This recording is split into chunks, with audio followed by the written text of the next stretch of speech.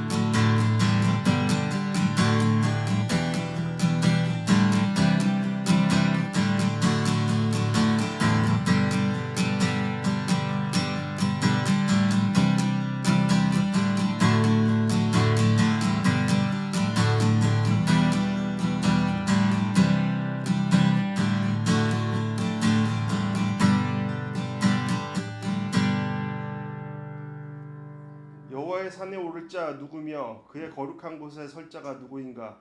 곧 손이 깨끗하며 마음이 청결하며 뜻을 허탄한 데 두지 아니하며 거짓 맹세하지 않는 자로다. 그는 여호와께 복을 받고 구원의 하나님께 의를 얻으리니 이는 여호와를 찾는 족속이요 야곱의 하나님의 얼굴을 구하는 자로다. 아멘. 하여오지 이 시간 우리가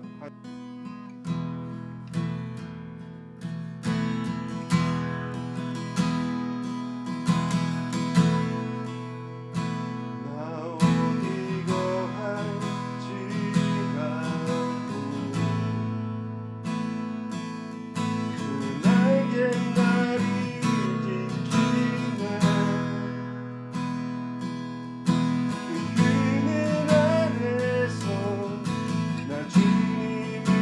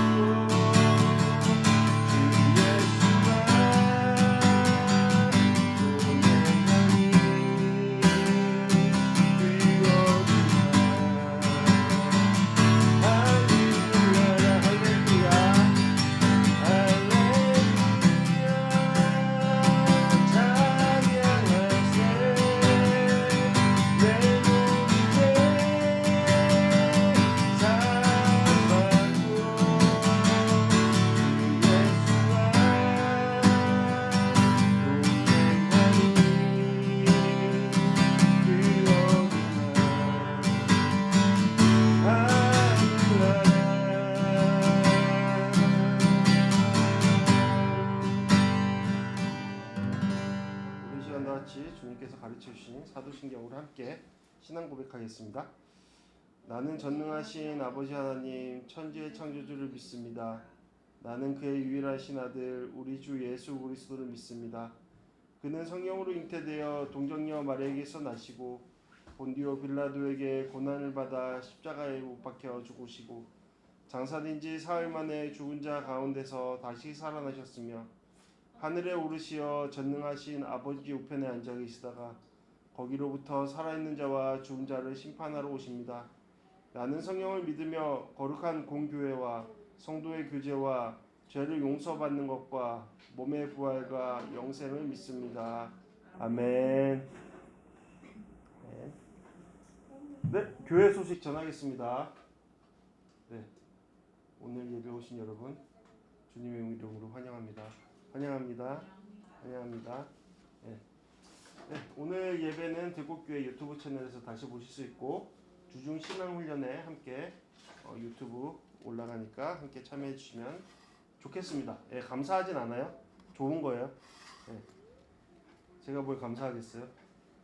예, 의무입니다. 의무. 신앙적 의무. 예. 그리고 다음 주일에는 와레오 프로젝트 세 번째 시간이 있습니다. 송희아 사모님이 호스트이시고 이렇게 어떻게 진행될지 모르겠으나 잘 따라가면 되겠습니다. 이것도 신앙훈련 하나라고 우리가 계획했습니다. 그러니까 이게 신앙훈련이라는 게 처음에는 좀 힘이 나서 가지만 이게 지속되다 보면은 뭐 여러 상황 속에서 힘에 부칠 때가 있죠. 예. 왜냐하면 모든 것이 견딤의 결과이기 때문에 그것이 순리입니다. 하지만 그럼에도 불구하고 앞을 보고 가는 거죠. 정해진 대로. 그게 옳습니다. 그래서 우리의 모든 신앙훈련이 그렇게 진행된다라고 보면 됩니다. 예, 견딤의 시간, 그럼에도 불구하고 나아간다라는 것, 우리 각자에게 우리 공동체 안에 그러한 마음들이 잘 전해지고 전달되었으면 좋겠습니다. 네, 우리 로아가 지난주에 어린이집에서 놀다가 팔꿈치가 골절됐습니다. 그래서 저기 깁스를 하면서 저렇게 해맑게 웃고 있는데 로아의 회복을 위해서도 함께 기도해 주시고 요 은지 청년이 프로젝트 잘 마무리하고 주일 예배 함께 참석했습니다. 축하드려요. 축하드려요. 한 단계 넘어섰고 또 다른 단계로 나아가는 이 과정 축복합니다. 그리고 뭐 오늘 예배 오시지 못하신 많다고 얘기할게요. 우리 한 사람 한 사람 기하니까 많은 성도 여러분들 사랑하고 축복합니다. 그럼에도 불구하고 주일 예배를 꼭 지키셨으면 좋겠습니다. 네, 인사 나누죠. 사랑합니다. 축복합니다. 사랑합니다. 축복합니다. 네, 말씀 보겠습니다. 말씀은 누가복음 23장 39절에서 43절까지의 말씀입니다. 누가복음 23장 39절에서 43절까지의 말씀. 잘못되어 있어요. 23장 39절에서 43절까지 말씀입니다. 39절에서 43절까지 말씀. 제가 쭉 읽어 가겠습니다. 십자가에 달린 제수 중 하나가 예수를 모독하며 말했습니다. 내가 그리스도가 아니냐? 그러면 너와 우리를 구원해 보아라. 그러나 다른 제수는 꾸짖으며 말했습니다. 너도 똑같은 십자가 처형을 받고 있으면서 하나님이 두렵지도 않느냐? 우리는 우리가 저지른 짓이 있으니 마땅히 받을 벌을 받는 것이지만 이분은 잘못한 일이 아무것도 없다. 그리고 말했습니다. 예수여, 당신의 나라에 들어갈 때 저를 기억해 주십시오. 예수님께서 그에게 대답하셨습니다. 내가 진실로 진실로 내게 말한다. 오늘 내가 나와 함께 낙원에 있을 것이다. 아멘. 네, 오늘은 길이 없다고 말하기 전에라는 제목으로 차마 길이 없다고 말하기 전에 라는 제목으로 여러분과 말씀 나누겠습니다. 존 오트버그의 선택훈련이라는 책이 있는데요. 거기 책을 보면 20세기의 벽의 문이라는 제목의 아동소설을 소개하는데요. 그 이야기를 좀 그 이야기의 시작으로 오늘 설교로 나가겠습니다. 중세 시대에 로빈이라는 소년이 있었어요. 기껏해야 뭐 10살 정도 됐겠죠. 로빈은 태어날 때부터 다리 쪽에 문제가 있어서 걸을 때 절었습니다. 이 소년의 아버지는 중세 기사였는데 한 전쟁터에서 적군의 공격으로 인해서 아버지 그리고 어머니까지 잃게 되었습니다. 비극이죠. 비극 속의 비극입니다. 이러한 비극 속에 있던 로빈을 가엾게 여긴 루크 형제라는 나이 지극한 수사가 있었는데 그 수사가 로빈을 가엾게 여기고 자신의 집으로 그리고 공동체로 데려가서 그를 양육합니다. 로빈은 그때부터 부모 없는 아이가 되어서 남들에게 휜다리 로빈이라는 놀림을 받아요. 참 슬프죠. 부모님도 돌아가셨는데 자기의 신체에 대해서 놀림받는 상황이 되니까 그를 지탱해 줄 수 있는 주변에 어떤 사람도 없는 거예요. 물론 늙은 수사가 있었죠. 이런 말을 들을 때마다 로빈의 마음속에 큰 화가 일어났겠죠. 그리고 하지만 자신의 형편이 그러한지라 스스로 삭히면서 자신을 향한 수치심을 더해갔겠죠.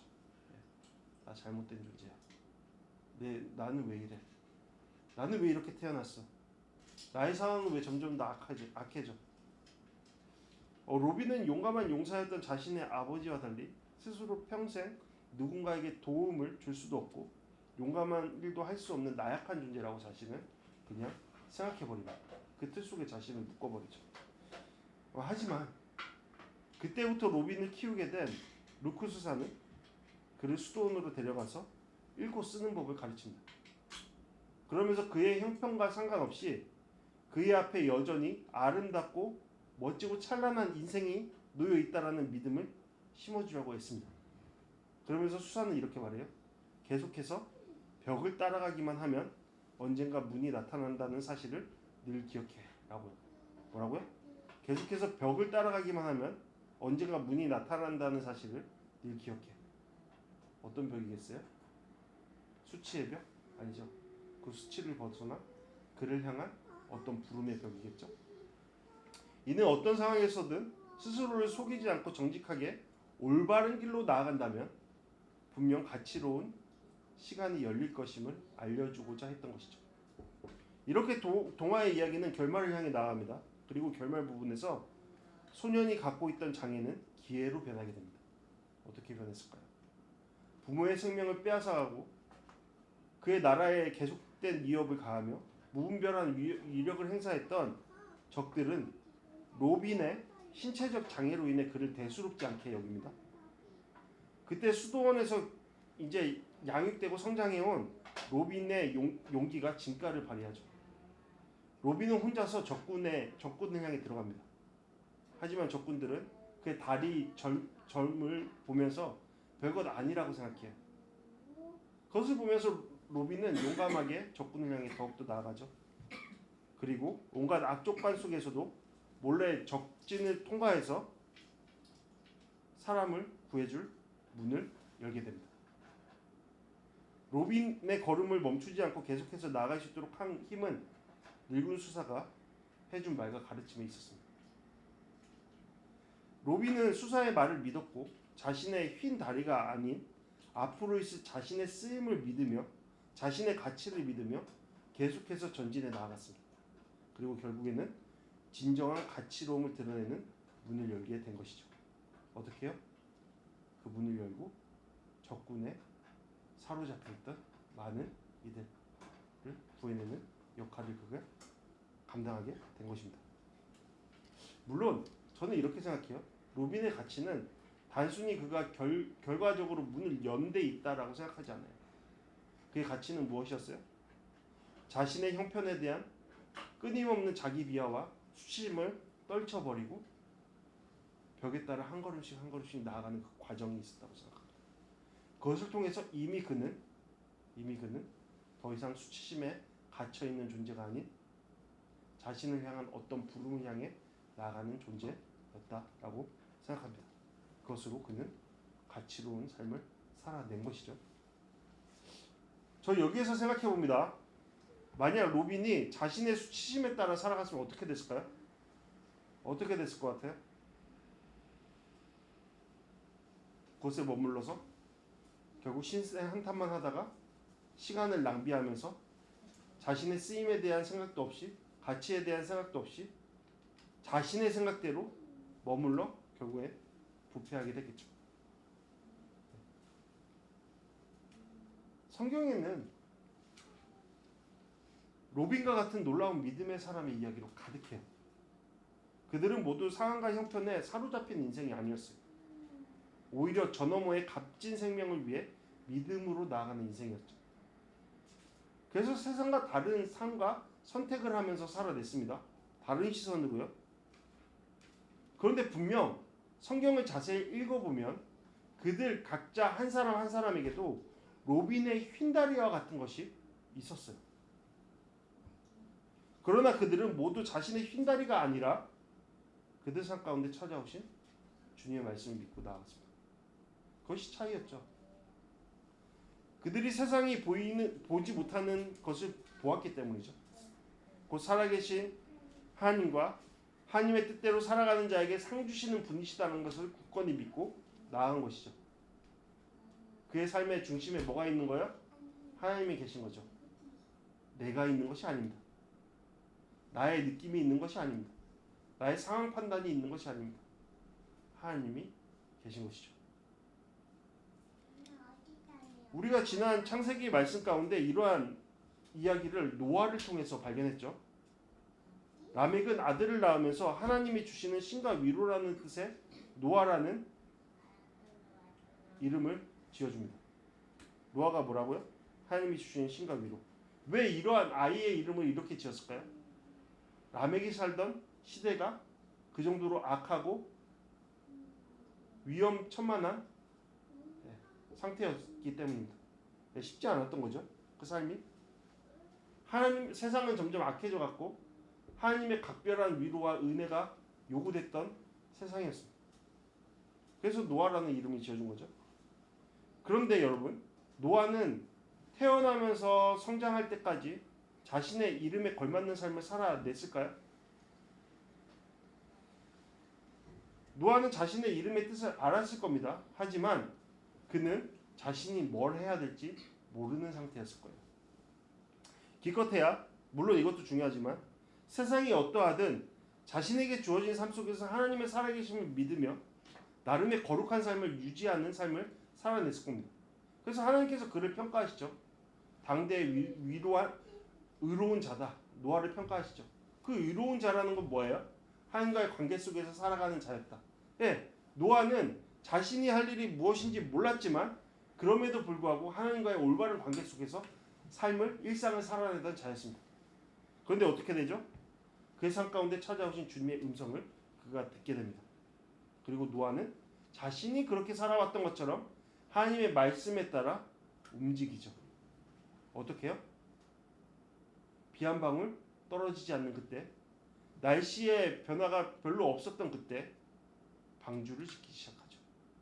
노아는 아무것도 몰랐어요. 그가 뭐 바다에서 배를 운행해 보던가 아니면 배를 만들어 보던가 그와 관련된 일을 해본 적이 없었어요. 성경은 그렇게 이야기해요. 그는 전문가가 아니었어요. 그는 배도 설계할 수 없는 자였어요. 그럼에도 불구하고 어떻게 해요? 그는 하나님께서 그의 삶 가운데 말씀하신 그 말씀을 듣고 그렇게 묵묵히 시간을 보내게 됩니다. 그러고 나서 하나님의 심판의 때에 하나님의 은혜의 통로가 되는 역할을 감당하게 되죠. 상상해 보건대 우리가 상상력이 필요해요. 노아의 입장에서 하나님의 말씀대로 순종하는 것은 너무나 쉽지 않았을 거예요.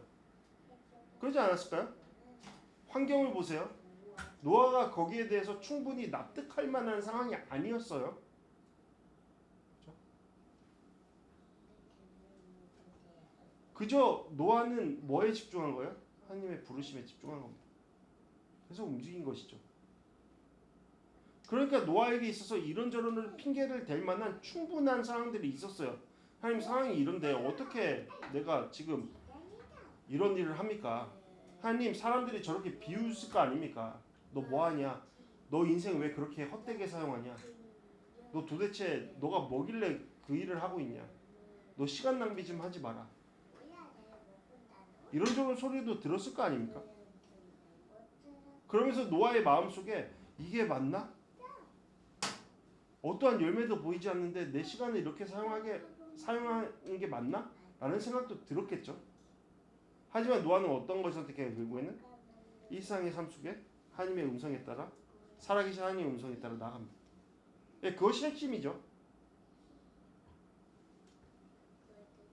저는 이 자리에 있는 우리 모두에게 이러한 믿음이 요구된다고 생각해요. 왜요? 우리의 세상도 호락호락하지 않거든요. 여러분 각자가 살아가는 세상 호락호락하지 않습니다.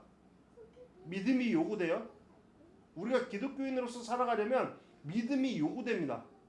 노아와 다른 믿음일까요? 저는 그렇지 않다고 생각해요. 왜요? 세상은 점점 더 우리를 조여오거든요. 세상의 기준에 맞게, 세상의 형편에 맞게 상황을 부여하고 그 상황 속에서 벗어나지 못할 정도의 압박을 우리 가운데 주거든요. 노아와 다르지 않습니다. 그때 우리는 어떻게 해야 할까?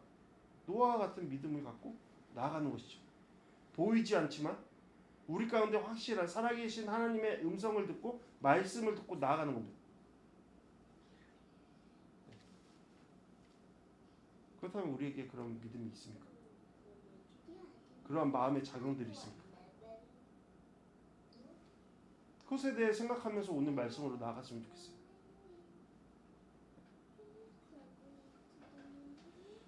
계속해서 이야기하고 있는 한 예수님의 십자가의 자리, 이 자리요.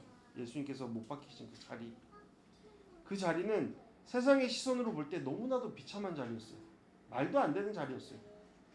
그러니까 어떻게 보면 여기에서 한 제수가, 두 제수가 옆에 이렇게 같이 매달렸는데 한 제수가 예수님을 모독하잖아요. 내가 그리스도 아니냐? 그러면 너와 우리를 구원해보라. 이 말이 어쩌면은 세상의 시선에서는 당연한 말이에요. 그렇지 않겠습니까? 자신을 그리스도라고 이야기했던, 자신을 세상의 빛이라고 이야기했던 그 그리스도라는 예수님이 자신과 별반 다르지 않아요. 상황적으로 봤을 때. 그러니까 이거예요. 그렇게 하나님의 뜻대로 살아간다라고 했던 예수님의 모습과 자기 마음대로 그동안 살아내면서 온갖 범죄를 저지른 이 사람과 이 죄수와 볼 때는 다르지 않아요. 세상의 눈으로 볼 때는. 그러니까 당연히 모욕할 수밖에 없는 상황이죠. 그렇지 않아요? 손과 발이 십자가에 못 박혀서 할 수 있는 게 뭔데요? 보이는 게 그거잖아요. 여러분, 그리고 지난주에도 계속해서 이야기하지만 이 십자가의 자리는 어떤 자리예요? 그 당대로서 사람이 처할 수 있는 가장 수치스러운 자리가 십자가의 자리예요. 그러니까 당연히 이 제수의 말이 틀리지 않았다라고 생각이 되죠. 근데 이 말씀의 내용을 알고 있는 우리에게도 그렇습니까? 아니죠. 우린 이 십자가의 자리가 어떤 자리라고 얘기해? 하나님의 사랑에, 은혜에, 용서에 최고봉이다. 하나님의 뜻이 완벽하게 완전하게 이루어지는 자리다. 하나님께서 태초부터 계획하신 놀라운 인류를 향하신 하나님의 사랑이, 덮으시는 사랑이, 죄악된 것을 덮으시는 사랑이 가장 빛나는 자리가 이 자리다라고 이야기하죠. 왜요? 왜 우리는 그렇게 이야기할 수 있는 거예요? 우리의 시선이 세상과 다르기 때문이죠. 우리는 어떤 시선으로 지금 이 상황을 보고 있는 거예요? 믿음의 시선이죠. 하나님이 이루시고 이뤄가신 그날, 그 믿음의 시선으로 이것을 보고 있는 것이죠. 이사야는 수백 년 전 하나님의 선지자로서 자리했던 이사야는 이사야 또한 이것을 보았어요. 그래서 고백하죠. 이 십자가의 앞으로 있을 이 십자가의 고난은 바로 하나님께서 원하시는 바로 그 일이시다라고 고백하죠. 그러므로 어떻게 해요? 그의 그러한 계획 속에 있는 자들, 하나님께서 원하시는 이 일 가운데 그 이유가 되는 그 자들은 용서받고 고통에서 벗어나 그가 이루고자 했던 사명을 이뤘음을 분명하게 알게 될 것이다 라는 것을 말하고 있죠. 이 말은 뭐예요? 그리스도 하나님께서 원하시는 그 일이 그분의 역사를 믿는 자들에게 이루어진다. 그러한 사명이 완벽하게 이루어짐을 고백하게 된다 라는 것을 이야기하고 있는 거죠.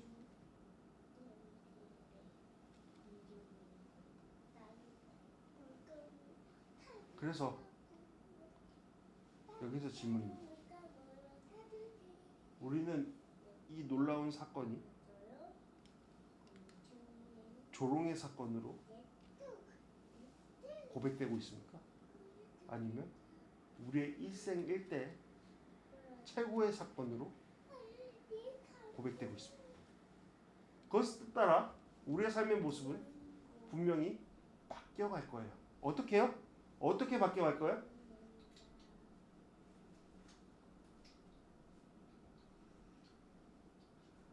조롱하는 자의 모습은 끝까지 조롱하는 자의 모습으로 나아갈 겁니다. 하나님을 대적하는 그 자리에 서서요. 하지만 이것을 통해서 하나님의 사랑과 용서를 아는 자들은 예수님의 십자가의 사건, 나를 향하신 주님의 십자가를 붙들고 나아가는 삶을 살아가겠죠. 말씀을 시작하면서 이야기한 그 내용과 함께 생각해보면 하나님의 이러한 사건을 조롱하는 시선에 갇힌 자들은 자신의 삶 또한 조롱하면서 살아가겠죠. 흰다리에 집착하면서요. 하지만 하나님의 선하신 일을, 나를 향하신 하나님의 선하신 일을 바라보는 자는 어떻게 하겠어요? 자신의 흰다리조차 가치롭게 여기시고 사용하실 주님을 바라보며 자신에게 주어진 십자가의 무게를 짊어지고 나아가겠죠. 분명히 다릅니다. 삶의 모습은요. 여러분, 근데 불행한 것은 많은 이들이 오늘의 이 십자가를 조롱하는 자의 위치에 서서 생각할 때가 너무나 많다는 겁니다. 교회 밖에 이야기를 하는 게 아니에요. 교회 내에 이야기를 하는 거예요. 우리는 이 십자가의 가치를 너무나도 모르거나 폄훼합니다.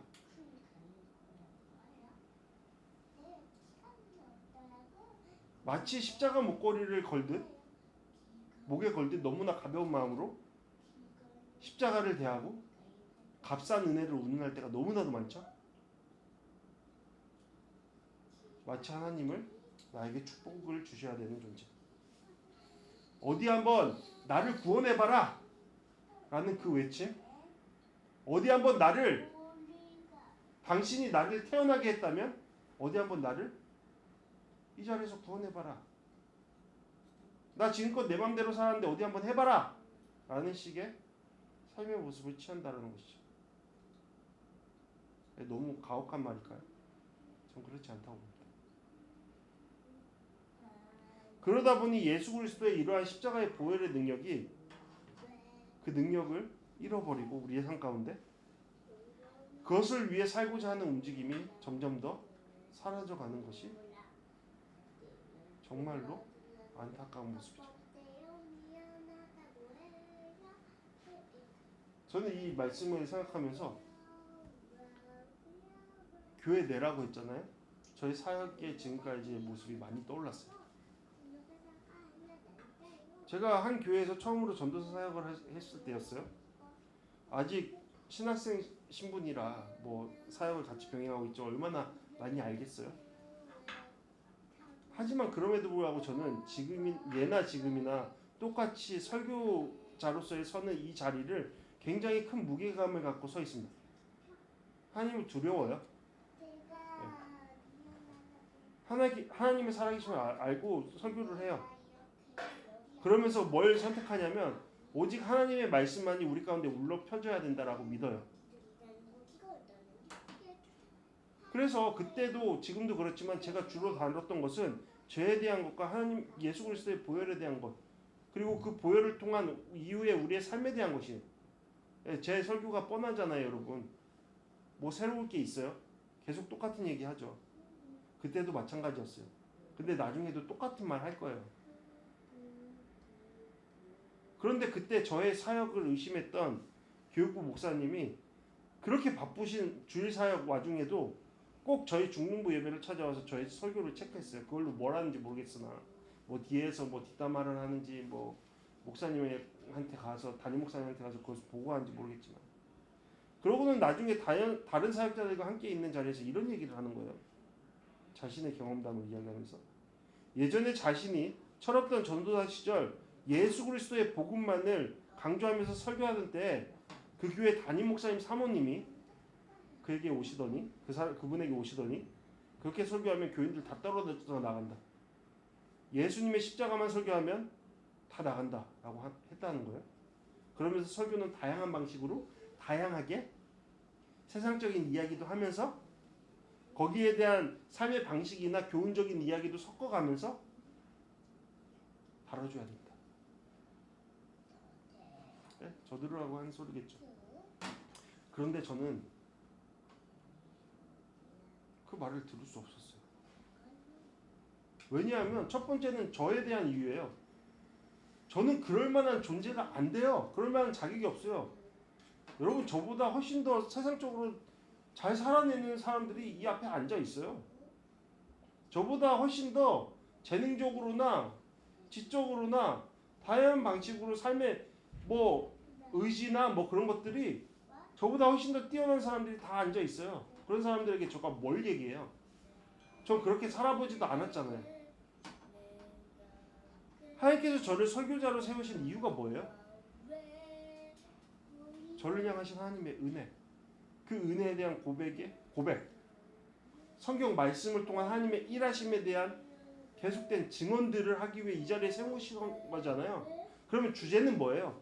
결국에는 그 은혜의 최고봉 되시는 예수 그리스도의 십자가를 전하는 게 저 역할이죠. 그거에 집중해야 되죠. 설교자는 그런 것이죠. 여러분, 제가 잘나서 여기 서 있는 겁니까? 아니죠. 저는 저의 말을 하지 않습니다. 하는 것은 옳지 않아요. 왜요? 그 자리가 그 자리가 아니거든요. 이 자리는 어떤 자리예요? 하나님의 말씀을 전달하는 자리입니다. 고로 저는 전달하는 것이죠. 하나님의 은혜, 십자가, 그 십자가에 마땅한 삶. 만약에 제가 이것을 전하지 않고 딴 것을 전하면 여러분, 저를 어떻게 해주세요? 그게 옳습니다. 그죠? 제가 들국교회 사역하기 전에도 마찬가지였어요. 참 슬프게도. 그것에서 사역자들 중 죄에 관해 회개에 관해 설교하는 저를 못마땅하게 여기는 분들이 꽤 있었어요. 하나님의 말씀의 내용을 그대로 전달하려고 애쓰고 노력하는데도, 그것을 전하는데도 불구하고 그분들은 저의 그러한 설교 내용들에 대해서 싫어하면서 심지어 자신의 설교에 저의 말들을 곳곳에 섞어가면서 반박하는 듯한 설교를 하기도 하셨어요. 너무나 많이. 그들이 말하는 게 이거예요. 우리는 하나님의 은혜 아래에 있는 자들로 더 이상 죄책감에 빠져 살아가는 존재가 아니다라는 거예요. 죄책감이 그게 문제였어요. 왜요, 여러분? 우리가 십자가의 이 사랑을 알기 위해서는 어떻게 해야 돼요? 죄책감을 알아야죠. 우리 마음속에 흐르는 그 악함에 대해서 알아야 됩니다. 그 악함에 대해서 아는 게 뭐예요? 내가 그분의 뜻과 반대되는 삶을 살고 있구나. 내 안에 죄가 가득하구나. 라는 것을 알아야죠. 제가 지금 어디 생뚱맞는 얘기하는 겁니까?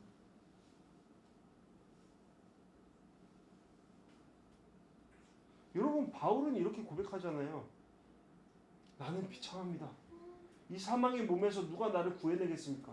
우리 주 예수 그리스도인의 하나님께 감사드립니다. 그러므로 나 자신은 마음으로는 하나님의 법을 육신으로는 죄의 법을 섬기고 있습니다. 이 말이 뭐예요? 고통한다는 거지. 여러분 바울이 이 고백을 했을 때는 그가 완전한 그리스도인이었을 때예요. 그럼에도 불구하고 뭐라고 얘기해요? 내 안에 솟아나는 죄에 대해서 고통합니다라고 얘기하잖아요. 죄책의 반응들이 계속 일어난다라고 고백하잖아요. 그럼에도 불구하고 뭐라고 얘기하는 거예요? 주 예수 그리스도의 십자가가 나를 용서하셨기 때문에 나는 안전합니다라는 고백이 있는 거잖아요. 그러니까 여기에서 말하는 게 뭐예요? 죄책감이 없다라는 거예요? 죄책감을 가지면 안 된다라는 거예요? 죄책감은 우리 그리스도인이 가지면 안 된다라는 거예요? 아니죠.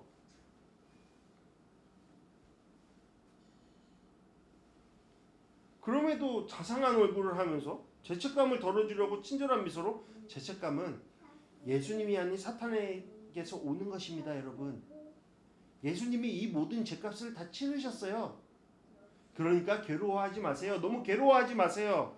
그럴 필요 없어요. 그저 긍정적인 사고를 통해 여러분들의 삶을 이어가세요. 죄책감에 빠지지 마세요. 그러는 것은 뭐예요? 성경을 부인하는 것이죠.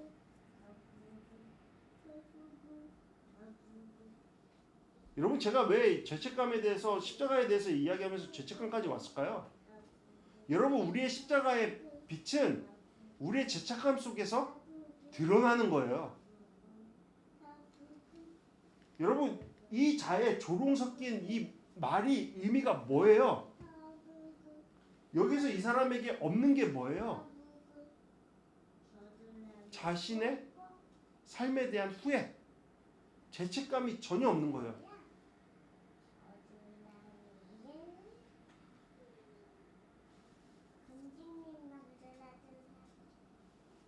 죄책감이요. 근데 여기에서 죄책감 잘 생각해야 돼요. 우리가 경험한 사회 문화적인 것들에서 온 그러한 죄책감을 이야기하는 게 아니에요. 물론 그것도 포괄하는 거죠. 하지만 여기에서 말하는 죄책감은 뭐예요? 그 기준이 뭐예요? 우리의 삶 가운데 찾아오신 빛 대신 하나님을 아는 그 빛을 통해서 나의 삶을 성령을 통해서 조명해 볼 때 그분의 뜻과 맞지 않는 나의 삶의 모습을 보면서 슬퍼하는 거예요. 그것이 죄책감이에요. 근데 이러한 죄책감이 없으면 어떻게 돼요? 그에게 십자가도 없고 십자가의 사랑도 무의미해지는 거죠. 마치 이자처럼.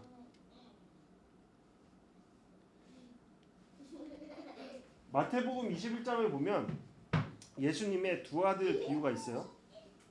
이 내용을 한번 보죠. 한 아버지에게 두 아들이 있었어요. 아버지는 첫째에게 오늘 포도원에 가서 일하라고 했어요. 하지만 이 첫째 아들은 즉각적으로 그것을 거부해요. 싫다고요. 그의 답에는 아버지에 대한 존경도 없어요. 권위에 대한 인정도 없어요. 그냥 싫은 거예요. 하기 싫어요. 그러고서는 가버리죠. 당시로서는 이게 아버지에 대한 더 큰 수치감을 안기는 거였어요. 지금보다 훨씬 더요. 이러한 모습은 인간의 부패한 본성의 오만함을 보여주는 거죠. 하나님 앞에서 뻔뻔하고 완악한 모습을 보여주는 거예요. 그러나 그 뒤에 어떻게 해요, 이 아들이? 생각해보니까 자신의 그러한 태도나 말이 잘못됐다는 것을 생각하게 돼요. 마음의 작용이 일어나는 거죠. 그래서 그가 어떻게 해요? 마음을 돌려서 아버지의 말을 기억하고 아버지의 뜻대로 나아가요. 자, 두 번째 아들이 있어요. 두 번째 아들에게 첫째 아들에게 말했던 것처럼 아버지는 그렇게 말해요. 포도원에 가서 일해라. 둘째 아들은 바로 말해요. 네, 아버지, 제가 포도원에 가서 일하겠습니다. 그런데 어떻게 해요? 형과 달리 어떤 모습을 취해요? 말은 했지만 행동은 그렇게 하지 않아요. 그러니까 쉽게 말해서 이 둘째 아들의 모습은 뭐예요? 거짓된 답을 한 거죠. 나 속으로는 하지 않을 건데 그냥 그 상황만 어떻게든 넘어가기 위해서 얘기하고 끝내버린 거예요. 자, 예수님께서 물으시죠. 이 비유를 통해서 뭐라고요? 두 아들 가운데 누가 아버지의 뜻을 행했느냐? 누가 행했다고 얘기해요? 첫째 아들이. 왜 첫째 아들이 행했을까요? 여러분, 첫째 아들과 두 아들 다 잘못을 했죠. 잘못을 했어요. 한 사람은 무례함을, 한 사람은 거짓을. 하지만 결과는 달랐어요. 뭘 통해서 다른 거예요? 뉘우침이 달랐던 거죠. 마음속에서의 어떤 작용들이 일어난 거예요. 죄책에 대한 작용들이. 그것이 방향을 돌리는 거예요. 한 사람은 그러한 뉘우침이 있었고 한 사람은 그러한 뉘우침이 없었죠. 여러분, 이것은 회개하는 자의 모습을 예수님께서 비유하신 거예요. 고로 여러분, 우리에게 죄책감은 좋은 거예요, 나쁜 거예요?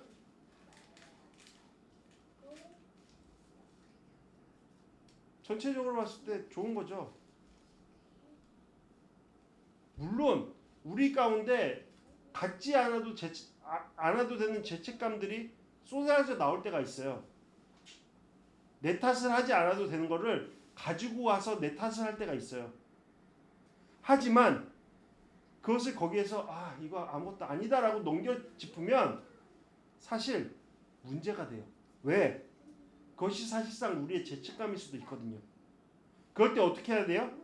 이 마음을 갖고 하나님 앞에 나아가야 돼요. 그리고 성령께서 조명하시는 그 자리에서 이것이 옳은 죄책감인지 틀린 죄책감인지 그걸 구별하고 이것이 마땅한 죄책감이라면 어떻게 해야 돼요? 어떻게 해야 돼요? 우리를 용서하신 예수 그리스도 앞에 나아가 그것을 회개해야 되죠. 어떻게 해요? 말로만? 아니죠. 행동을 통해서. 같이 움직여야 되죠. 그것이 뭐예요? 회개죠. 뉘우침이죠. 그런 자에게 뭐가 있다고 말씀하세요? 예수님은? 하나님 나라가 있다라고 말씀하시죠. 성경에서 계속적으로 우리 가운데 말씀하시는 게 그거 아닙니까, 여러분?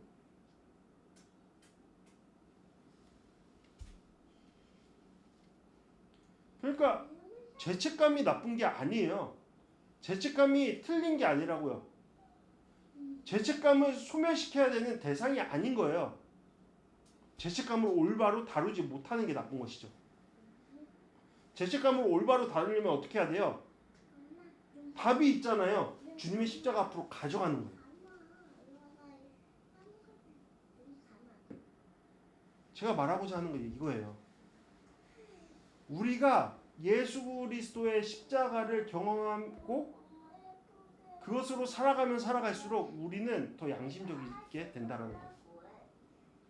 우리의 양심은 더 살아나는 거예요. 그래서 우리 안에 죄책감들이 더 커져가는 거예요. 하나님을 따르면 따를수록 우리 안에 더욱더 양심의 작용들이 더욱더 예민하게 반응하는 거예요. 신앙이 성숙하면 성숙할수록 우리는 그러한 작용들이 계속 일어나는 거예요. 고로 죄책감을 없애야 된다, 죄책감이 틀렸다라고 얘기하는 것은 잘된 거예요, 못된 거예요? 잘못된 것이죠. 그리스도인으로 살지 말라라는 것과 다름없는 것이죠. 그러니까 세상적인 소시오패스, 그러니까 신앙적인 소시오패스로 살아라라는 것이죠. 그게 그리스도인이 될 수 없는 거죠. 그것이 바로 오늘 말씀 속에서의 예수님을 조롱하던 그 자의 모습이었죠. 반면에 또 다른 죄수는 이렇게 얘기해요. 조롱하는 그 죄수를 꾸짖으면서 말해요. 너도 똑같은 십자가 처형을 받고 있으면서 하나님이 두렵지도 않는다. 이 말은 뭐예요? 이 죄수는 하나님의 두려움을 느끼면서 지금 상황을 보고 있다는 거. 그러면서 어떻게 얘기해요? 다음번에 우리는 우리가 저지른 짓이 있음이 마땅한 벌을 받는 것이다 라고 얘기하죠. 자신의 죄에 대해서 인식하고 충분히 생각하는 시간을 가졌다라는 거예요. 그러므로 뭐라는 거예요? 나에게는 죄가 있다라고 인정하는 것이죠. 마땅한 죄가 있다. 그러면서 다시 한번 우리와 함께 달리신 이분에게는 우리와 같은 죄가 없으시다. 그러면서 생각의 전환이 일어나는 거죠.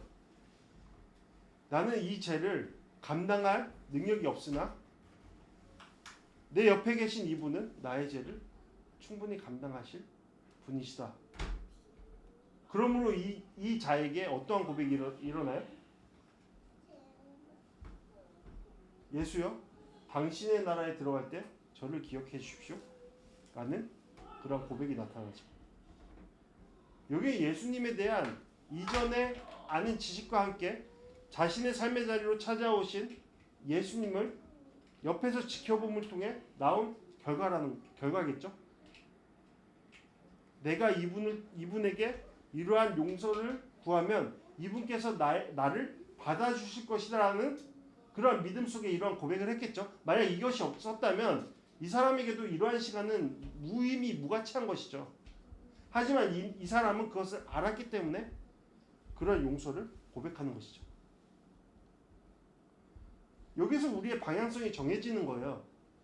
여러분, 죄책감은 나쁜 게 아닙니다. 하지만 뭐라고 했어요? 죄책감을 올바로 다루지 못하는 것이 나쁜 것입니다. 여러분, 우리 마음 가운데 죄책감이 생긴다면 어떻게 해야 돼요? 그 죄책감을 갖고 우리의 빛 대신 주님 앞에 나아가는 것이죠. 그것을 통해서 조절하는 거예요. 우리를 용서하실 그분께 가져가는 거예요. 그러므로 나의 삶을 조종하면서 그분의 뜻대로 나아가는 것이죠. 그것이 뭐예요? 우리 그리스도인의 특권인 것이죠.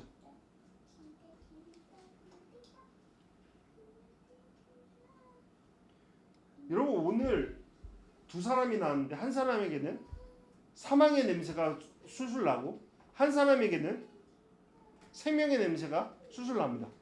왜 그럴까요? 이유가 뭐예요? 그 핵심에 뭐가 있어요? 죄책과 그 죄책을 덮으실 용서가 있는 것이죠. 여러분들은 이것을 경험하고 있고 이것을 통해 살아가고 있습니까? 지난주에 이야기했지만 이러한 질문 앞에 존 스토트가 그리스도의 십자가에서 언급한 내용들을 다시 한번 상기하고자 해요. 저는 되게 좋은 언급이라고 생각해요. 그리고 우리가 잘 이해할 수 있는 내용이라고 생각해요. 제가 읽어볼게요. 다시 한번.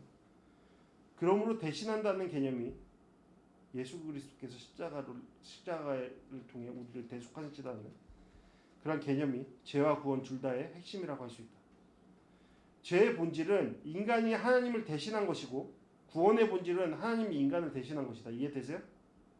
인간은 감히 하나님께 맞서 그분께만 합당한 자리로 올라섰고 하나님은 인간을 위해 희생해서 우리에게만 합당한 자리로 내려오셨다. 인간은 하나님의 특권을 찬탈했고 하나님은 인간의 형벌을 받으셨다. 우리의 죄의 본질은 하나님을 대신하는 것이죠.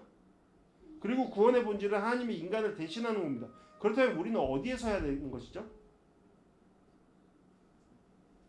우리를 대신하시는 하나님의 자리를 비워두고 그분을 앞장세워서 따르는 존재로 살아가는 것이죠.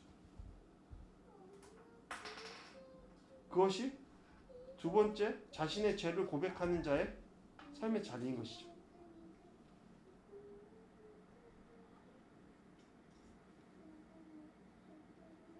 길지만 계속 이어갈게요.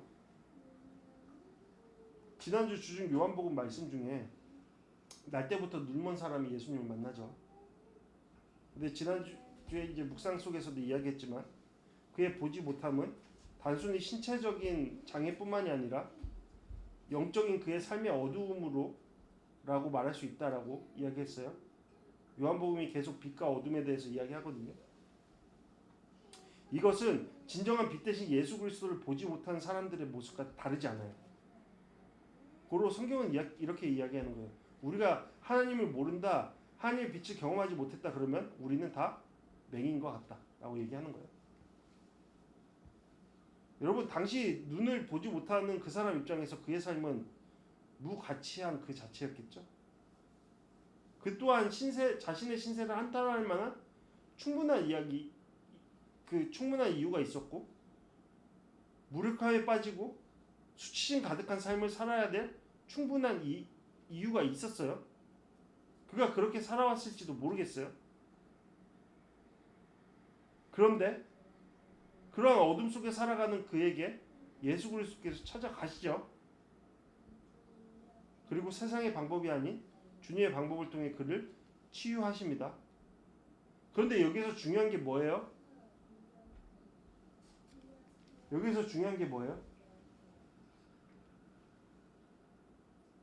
결국 치유는 무엇을 통해서 완성된다? 이 사람의 반응을 통해서 완성된다는 거예요. 예수님께서 말씀하시죠. 모든 것들을, 치유의 과정을 모든 것들을 다 이루신 다음에 이 사람에게 얘기해요. 실로암 연못에 가서 씻어라. 자, 이 사람은 여기서 결정해야 돼요. 뭘 결정해야 돼요? 이 말씀을 듣고 갈 것인지 말 것인지. 여러분 그 사람 입장에 되어보자고요.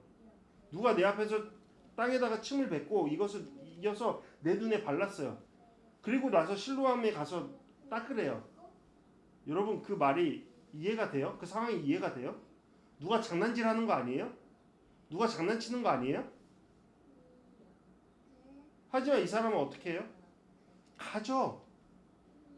자신의 오래된 수치심과 자신의 오래된 학습되어 버린 그러한 삶의 모습들을, 그대로 고정된 모습들을 취하는 것이 아니라 어떻게 해요? 자신을 찾아온 뭔가 다른 이 느낌을 갖고 나아가요. 완전히 알지는 못하지만. 그래서 씻죠. 그러고 나서 어떻게 돼요? 치유하는 경험을 하게 되죠.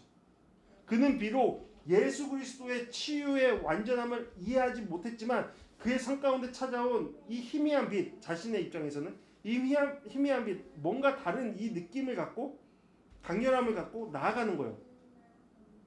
잘 알지 못했지만. 그러함으로 직접 경험한 것이죠.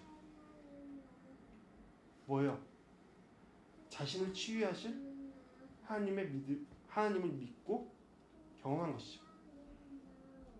저는 이 내용이 오늘 말씀의 두 죄인이 나타냈던 그 반응과 다르지 않다라고 생각해요. 한 사람은 왜 사망의 길로 갔고, 한 사람은 왜 구원의 길로 나아갈 수 있었나요? 예수 그리스도께서 말씀하셨잖아요. 오늘 너는 나와 낙원에 함께 있을 것이다. 내가 너와 함께 할 것이다. 왜 이 두 번째 사람은 그러한 영광을 누릴 수 있게 되었나요? 자신이 아닌 자신을 대신하시는 하나님을 믿었기 때문이죠. 자신의 삶의 자리 아래로 찾아오신 예수님과 동행하는 삶을 결정했기 때문이죠. 그것이 핵심입니다, 여러분. 그런 삶을 살아가는 자는 어떻게 해요?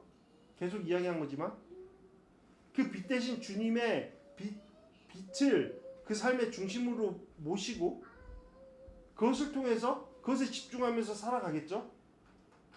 여러분 제가 오늘 계속해서 이야기하는 게 뭔지 알겠어요? 쉽게 말할게요.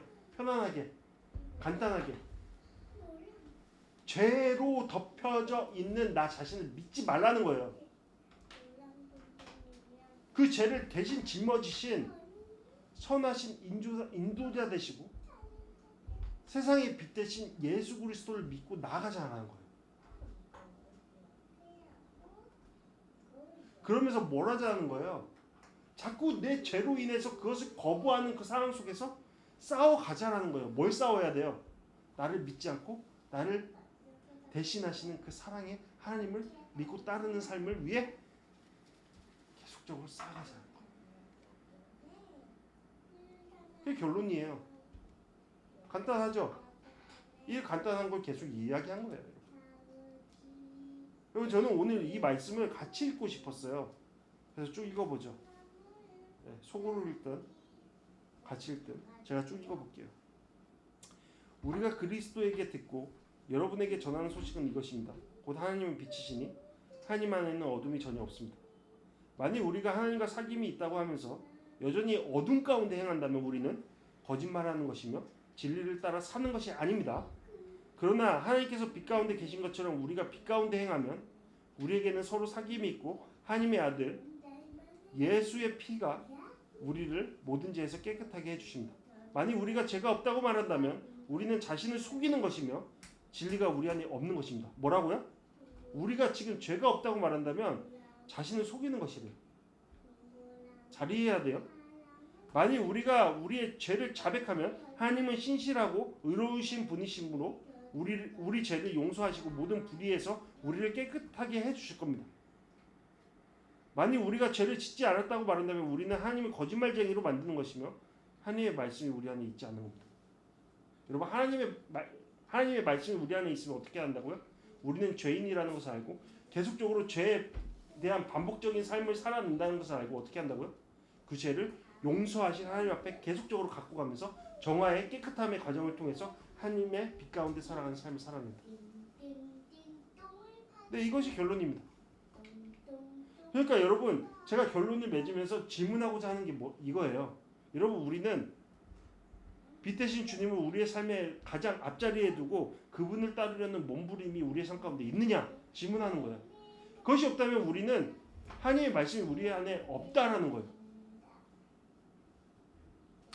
양심의 화인을 맞아버린 거예요. 그 사람은 어떻게 해요?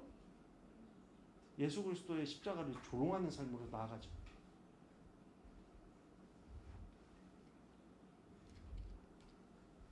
헤드라이트는 기껏해야 5m 앞까지만 비추지만 그 5m가 우리를 집까지 무사히 데려다 준다. 한 번 더 얘기해 볼까요? 헤드라이트는 기껏해야 5m 앞까지 비추지만 그 5m가 우리를 집까지 무사히 비춰준다. 엄청 시커매요. 헤드라이트가 있어요. 그것은 전체를 비춰주는 것이 아니라 5m를 비춰줘요. 근데 그 비추는 헤드라이트가 비추는 5m가 우리를 집까지 안전하게 인도해줘요. 이것은 여행자를 위한 경험 중에 하나예요. 여러분, 하나님은 우리의 삶을 비춰주세요. 하지만 전부 비춰주신 게 아니라 우리가 오늘 살아가야 될 삶의 모습들, 삶의 과정들을 비춰주세요. 그럼 우리 어떻게 해야 돼요? 헤드라이트가 비춰주는 그 빛에 따라서 나아가야겠죠. 비유가 어렵지 않죠? 하나님께서 우리 가운데 여시고자 하는 문을 하나 둘씩 열어가는 삶을 살아내야 된다는 거예요. 그것에 집중해야 된다는 것이죠. 그러면 어떻게 돼요? 결과적으로 우리가 가는 그 길이 생명의 길이며 우리는 기필코 생명을 소유하는 삶의 결과를 받게 될 거라는 거예요. 고로 우리가 오늘 집중해야 될 건 뭐예요? 나의 형편? 나의 과거로부터 찾아온 나의 모습? 내가 느끼는 감정? 아니죠. 나를 향하신 빛 대신 주님의 부르심. 나를 부르시는 그 따뜻한 음성에 따라 나아가는 나의 삶의 모습. 그것을 통해서 주님은 영광 받으십니다. 그리고 우리 가운데 말씀하시겠죠. 내가 너와 함께 먹고 마실 것이다. 난 너와 함께 한다. 여러분, 그러니까 결론이에요. 우리가 차마 우리의 모든 삶이 길이 막혔다고 말하기 전에 우리는 그 자리에서 뭘 해야 돼요? 우리를 끊임없이 비추시는 주님의 빛을 바라보는 눈을 가져야 됩니다. 그러니까 눈을 돌리세요. 주님을 바라보세요. 나의 삶 가운데 조명하시는 주님을 바라보고 따라 나가세요. 그러면 길이 열립니다. 그런 삶으로 나아가는 우리 모두 되기를 바랍니다. 그럴 수 있죠? 네. 그럴 수 있죠? 그럴 수 있죠? 네. 다 같이 찬양하시겠습니다.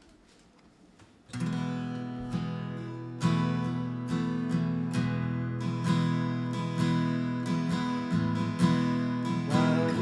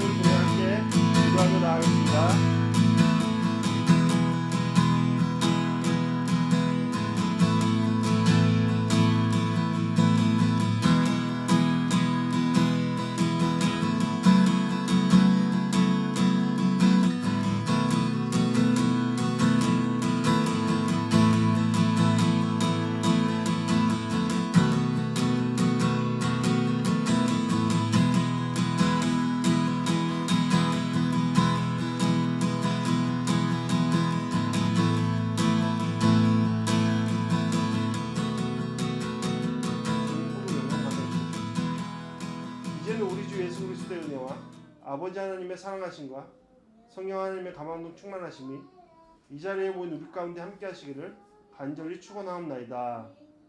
아멘.